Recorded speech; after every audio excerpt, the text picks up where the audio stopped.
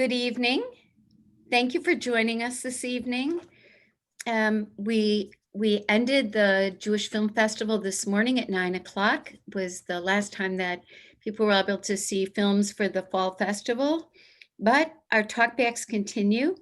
And tonight, we're delighted to have Martin Goldsmith, an American radio host and author, join us to talk about the film Winter Journey, which is based on his family story. And Martin, we're just delighted to have you. Where are you joining us from? Just outside Washington, D.C., a town called Kensington, Maryland. It's beautiful there. And it's my great pleasure to be with you in that toddling town. Yes. It's actually today you might have wanted to have joined us because we have beautiful weather today, which we don't usually have in November. So we've all taken note of it. So Martin, the movie is based on the book that you wrote, right? Yes, a bit of shameless self-promotion. It's this book, The Inextinguishable Symphony, A True Story of Music and Love in Nazi Germany.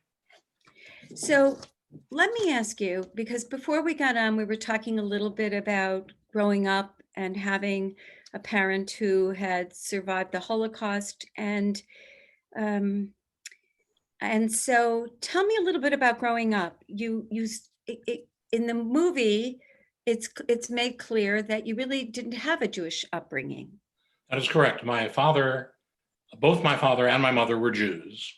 My father's name was Gunther Ludwig Goldschmidt. His father's name was Alex. His grandfather's name was Moses. His great-grandfather's name was Levi Goldschmidt. And yet, when I was growing up, his opinion was Adolf Hitler had decided that he was Jewish, and he, my father, could decide not to be Jewish. So, and what to be Jewish to him meant to be an outsider, to be persecuted, to be murdered, as was the case with most of his family.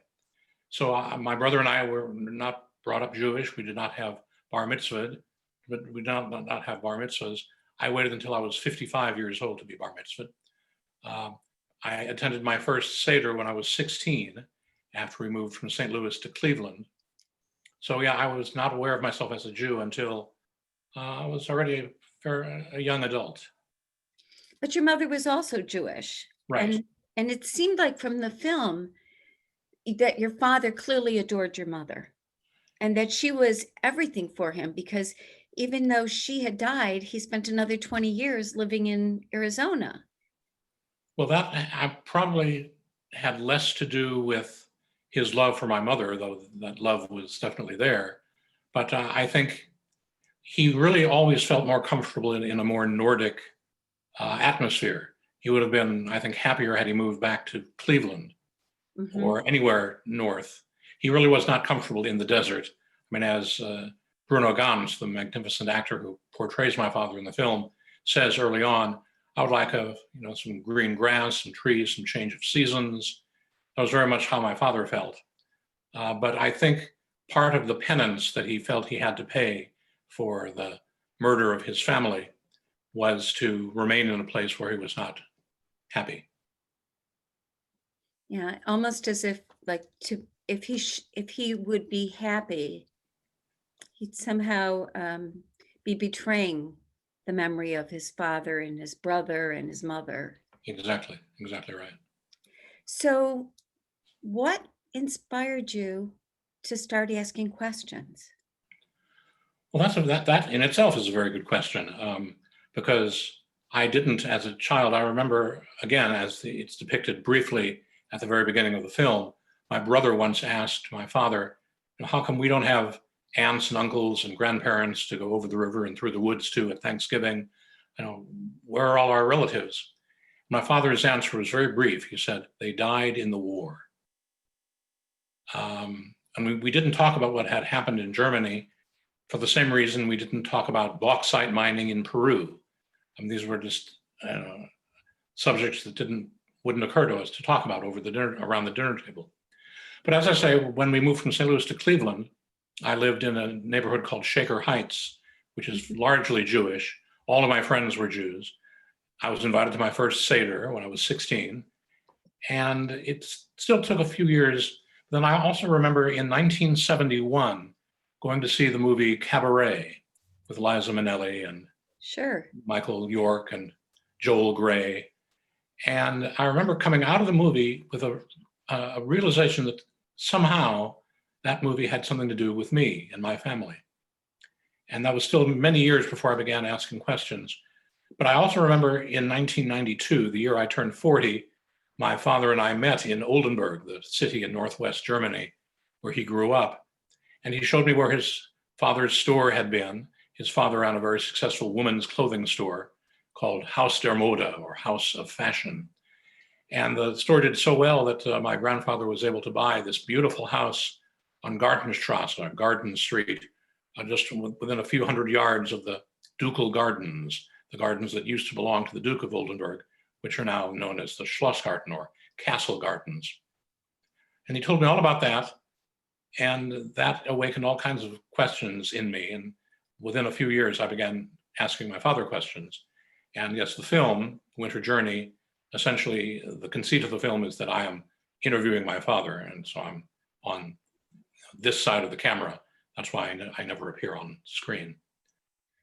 But I think that made the film more powerful. Well, yes, I think it was one of many wonderful ideas by Anders Ostergaard, the film's director.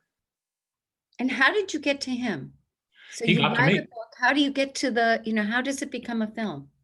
Well, I think 5 or 6 years ago, I'm still not entirely sure how long ago it was, but I suddenly, and without warning, received an email from this fellow who said, "My name is Anders Ostergaard. I'm from Denmark.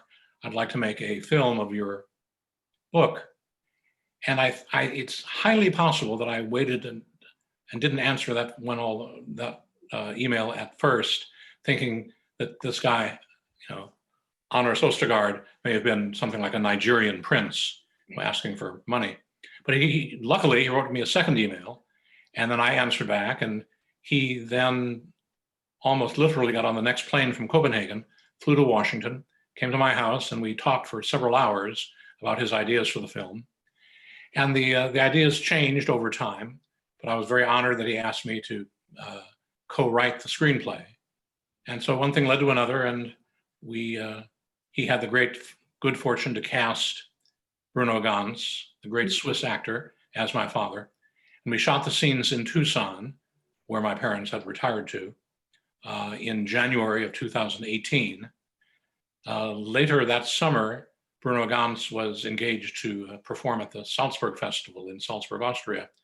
And there he was taken very seriously ill.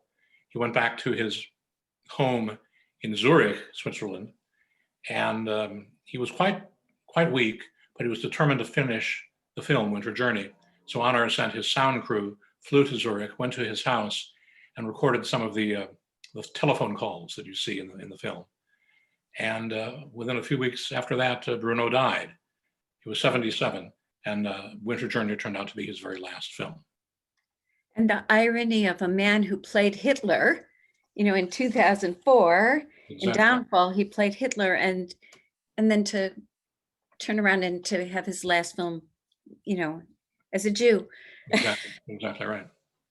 He, you shared with me that he had never seen footage of your father. Well, when I saw him in Tucson, I really expected that he would sort of take me by the arm and pull me aside and say, "No, I want you to tell me everything you can remember about how your father walked and talked and little idiosyncrasies you might have had. I really want to learn all about this character, George Goldsmith." But no, he wanted nothing to do with me at all about that. He just used the script and his genius as an actor to create this character who I often would forget was not my father. There are times in the film where he speaks in the same cadences that my father did. And it's quite eerie the ways that he embodied my father. Yeah, it's uncanny, Who made the decision to use the archival footage? I mean, I thought it was brilliantly edited and and so powerful. That was Bruno. I'm sorry. That was Anders, the director, and his wife, Erzsébet. They had found a number of archival photographs and a few moving pictures of the Kulturbund, this remarkable organization that my parents were part of, the Jewish Cultural Association. But there had been an exhibition about the Kulturbund mounted by something called the Akademie der Künste, the Academy of Art in Berlin, where I found a number of photographs that I used in my book, The Inextinguishable Symphony. And they used some of those photographs, but I also used a recently discovered trove of artifacts from the Kulturbund. And I think I agree with you, they chose wisely, and it's really wonderful to see how they made some of these photographs come to life. And I read in an article that in one of the scenes where they have your mother playing, there's actually a picture of your mother like sitting next to her. Exactly So right. they really did incorporate your parents in the film. Oh yes, there is several still photographs of the Berlin Kulturbund Orchestra. Again, parenthetically, there were at one point Kulturbund organizations in about 50 cities across Germany, with more than 75,000 Jews being card-carrying members of the Kulturbund. But yeah, there were a couple of still photographs of the Berlin Kulturbund Orchestra, and there's my father on one side of the stage and my mother on the other. And using photoshopping or green screen technique, the young actor playing my father sits in the very spot where my father sat in that photograph. And then they had the young actress playing my mother sitting right next to my actual mother in the photograph. So those were pictures that you were unaware of really until you went looking really for Yes, your history. in 1998, I made my first journey to Berlin to do research for the film.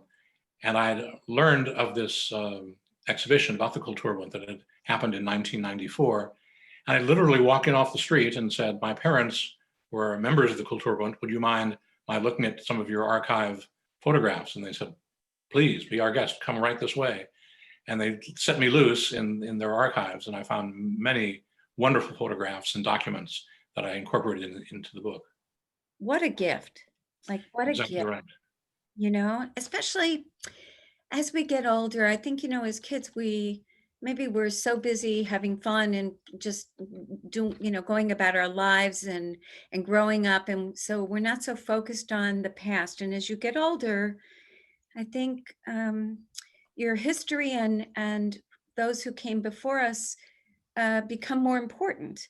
So, The older you get, the more your life is in the past. So right, it becomes right. more precious. And you have to think about how, how has your life thus far affected the decisions that you make and the way that your life will ultimately go. So, I think with age comes some wisdom, and what a gift to be able to find those photographs. I can't even imagine how wonderful that was.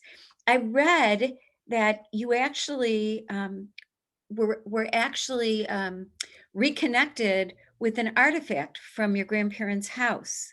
Yes, and if you'd like, I can show it to you. That would be wonderful. It was a wonderful story, about a valuable piece that sat every day and was used by your grandparents. Well, it's a kettle or a cauldron from the 16th century. Again, I hinted at this earlier. My grandfather, Alex Goldschmidt, my father's father, did very, very well for himself running this store, this women's clothing store called the Haus der Mode. And he was able to purchase this grand, grand house just a few hundred yards from the Schlossgarten that I mentioned, the castle gardens. It was a house that had been lived in by one of the courtiers for the Duke of Oldenburg. And there were all kinds of paintings and objets d'art and all manner of things. But then in 1932, a few months before Adolf Hitler became Chancellor of Germany, the Nazi Party won the state elections in the state of Oldenburg. And a couple of Nazi officials knocked on my grandfather's door saying, it is not right for a Jew to own such a splendid house. The house is worth roughly $5 million. Here are $10,200 for the house. It's sold. So in order to make, and of course, then shortly thereafter came the boycott of Jewish stores. My grandparents' lives began to go downhill rapidly, and so they had to sell a number of objects just to make ends meet, to bring some cash in. And one of the things that they sold was the 16th century kettle, and somehow the kettle made its way into the holdings of a museum in Oldenburg, and the curator in charge of such things tracked me down and emailed me and said, "Are you the grandson of Alex and Tony Goldschmidt?" I said, "Yes." He said, "Well, we have something here that's actually yours." And then after several months of red tape and things going back and forth, this arrived in the mail. It's this lovely two-headed, two-spout 16th century kettle that apparently was used for ceremonial hand washing and tea service. So that was quite a thrill a few months ago to have that be a part of my household. That's amazing. When you consider all the stolen art and, that probably will never find their rightful owners. That is an amazing story. But of course, putting yourself out there by writing the book and by telling the story, and like it made it so that it was easier to find you. So I believe that it was serendipity. I believe that it was meant to be. Bashert. Beshirt, exactly. Beshirt. That's a better way of saying it. One of our guests is asking, what prompted you to become a bar mitzvah at 55, and was your father alive and present? My father was alive. Alas, his last 5 years were clouded by Alzheimer's, and he had to move from Tucson to an Alzheimer's facility near us here in Maryland. But by writing the first book, and getting ready to write my second book about my family, I just became more and more interested in trying to reach my family. One of the letters that my grandfather wrote, just again, there's so many strands of the story I feel I need to tell. My grandfather Alex and my uncle Helmut, my father's younger brother, were two of the more than 900 passengers on board the ill-fated Jewish refugee ship St. Louis, which sailed from Hamburg in May of 1939, turned away first by Cuba, then the United States, then Canada. The ship sailed back to Europe.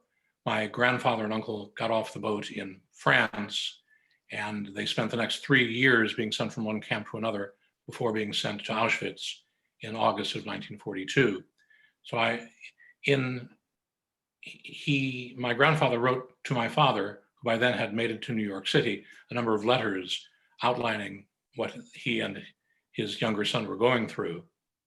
And one of the letters was dated sometime in late September, and he writes, "On this New Year's morning, I'm using my blanket as a writing desk." So I knew that he at least was aware of Rosh Hashanah, and he kept the Jewish holidays, even if my father didn't. And so I wondered what would be a good way to try to reach back through the generations to touch my family whom I'd never met. And I thought, well, a good way would be to explore my Jewish heritage. So I started this 20-month series of lectures and studies, which culminated in my becoming a bar mitzvah boy in June of 2008 at age 55. But it must have really, making that choice at 55 and standing in front of the Torah, and it's always an awesome experience when you have the opportunity to read from Torah, but choosing that as an adult must have been, I don't know, just it brings chills to me, Well, I thought, there are very few things that I know about my grandfather outside of certain biographical details. But I thought to myself, if you're in shul on Yom Kippur and you hear the Kol Nidre, I said, no, that's the same melody that my grandfather heard these many years ago. So I was able to make that sort of connection. And how, have you found a community? Like, have you found your space where you fit in the Jewish world? Well, actually, I found two little communities, which is very nice. First of all, the adult bar mitzvah class that I was a part of, we've kept in contact, and we meet every now and then. And then I'm also a part of a group of children of Holocaust survivors, and we get together about every month and yak about this and that, and have a potluck. And it's very helpful because who we are as Holocaust survivors doesn't come up every day. It might not come up every week or every month, but it's always there. And it's really wonderful having a group of people who have the same emotional shorthand. You don't have to explain what it's like. They already know. So we're all very close to each other, and so I'm very happy to have found actually two communities that I'm a part of. That's wonderful. I mean, that's important. Finding a place where you belong and where you feel comfortable. I think that's the best of all possible worlds. And let me ask you something. Why the name? Like, how did it become Winter Journey? Well, that was Honor's choice, and I think a good one. You may recall, again, at the very beginning of the film, my Bruno in the film quotes what my father used to quote to me all the time. There's this beautiful song cycle by Franz Schubert called Winterreise, the Winter Journey. And the very first line of the very first poem is Fremd bin ich eingezogen, fremd bin ich wieder aus. A stranger I arrived, a stranger I depart. And I think my father always felt that way. Certainly he felt that way in Arizona, and most certainly he felt that way after my mother died. He was sort of alone there in the desert in this very unpromising surroundings that he really didn't feel close to. And he would often quote that, Fremd bin ich eingezogen, fremd bin ich wieder aus. And I told that to Honors, and he said, let's put that in the film.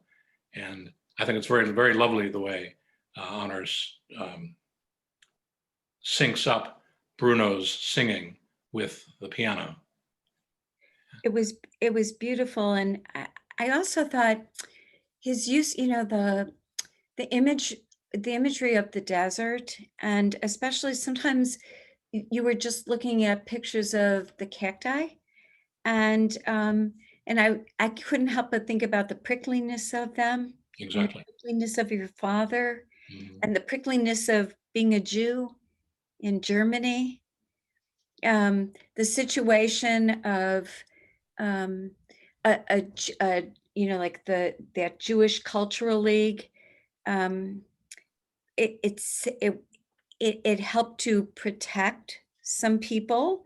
It did provide some entertainment for for the Jewish population who wasn't able to do much else. But it was a prickly situation because it was also benefiting the Nazis.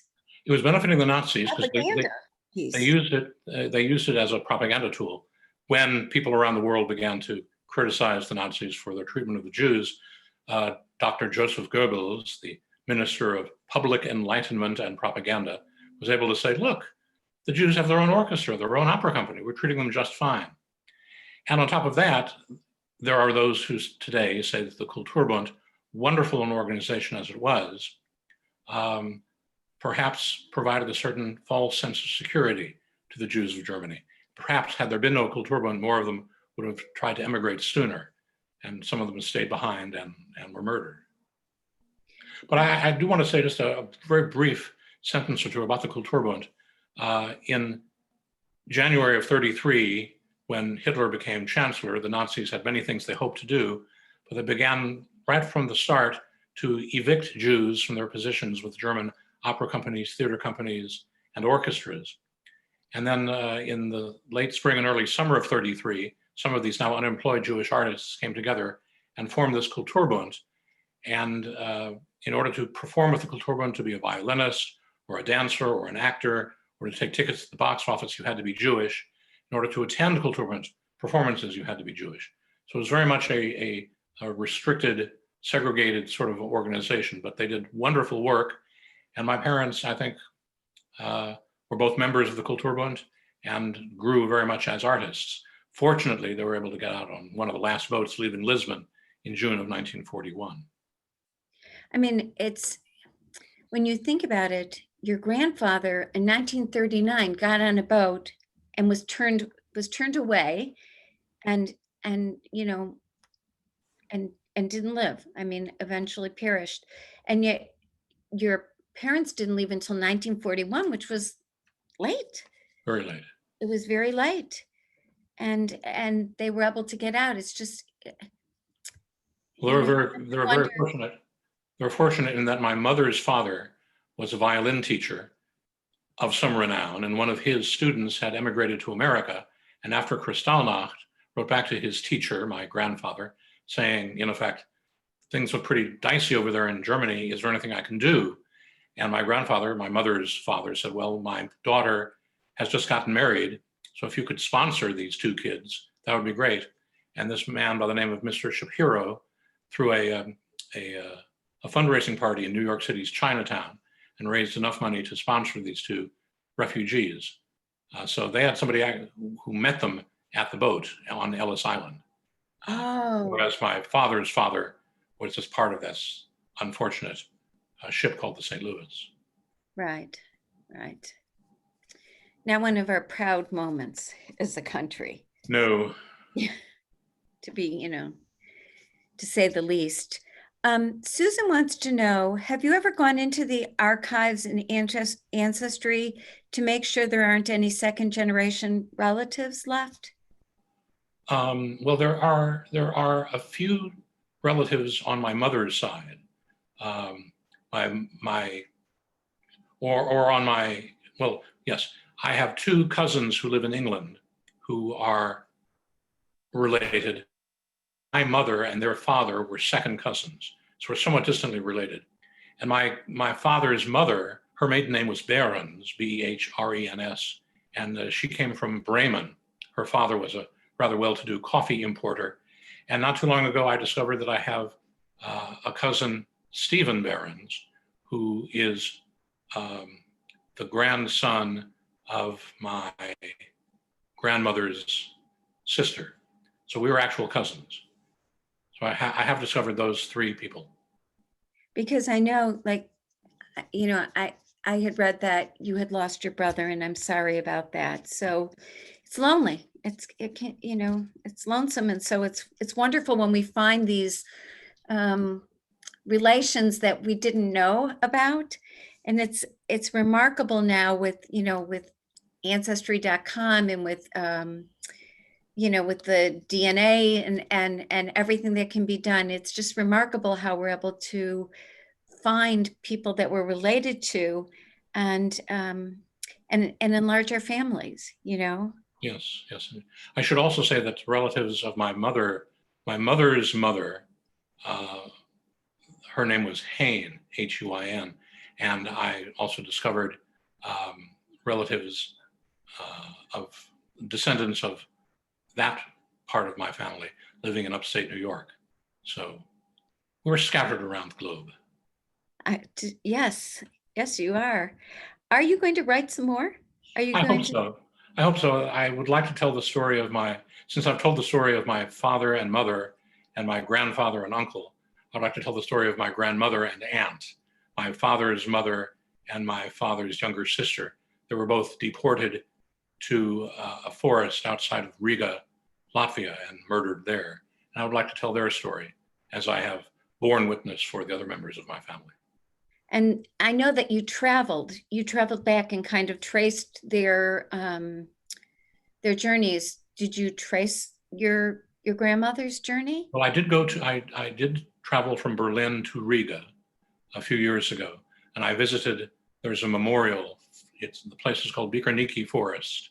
It's just outside Riga, where about 50,000 Jews were murdered in the forest. And there's a very beautiful, very melancholy memorial to them.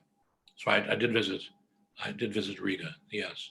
After going to all of the places in France where my grandfather and uncle were held during that 3-year period before they were sent to Auschwitz.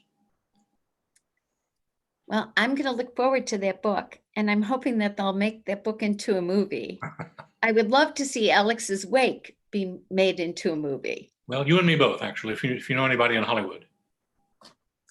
I wish I did. But, I think right now there's not so many movies being made. In Europe, for sure not. Right. And with COVID, there's just not very many movies being made. So there's this opportunity, I feel like, once we come out of COVID, for an explosion of creativity. Exactly. And, I'd like to say that Winter Journey is a film. And if anybody is watching now who didn't manage to see the film in Chicago, it will be available between December 3rd and December 10th at the JCC Film Festival here in Washington, D.C. And there are no geographical restrictions. So if you live in Chicago or in Detroit or San Francisco, you can tune in anytime during that week of December 3rd through December 10th. Wonderful. Thank you for sharing that with Sure. us. Well, if there are no more questions, I want to really thank you, Martin, for joining me this evening. I told you I watched this film many times. I thought Bruno Ganz did such an amazing job, and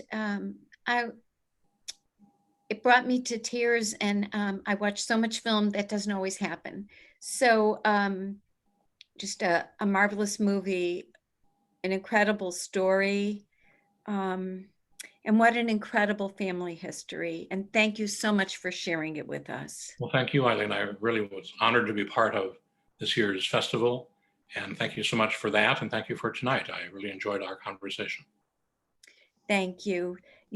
I wish everybody a good evening. Martin, I wish you a very good evening. Thank you. And everybody stay safe and well. Have a good evening.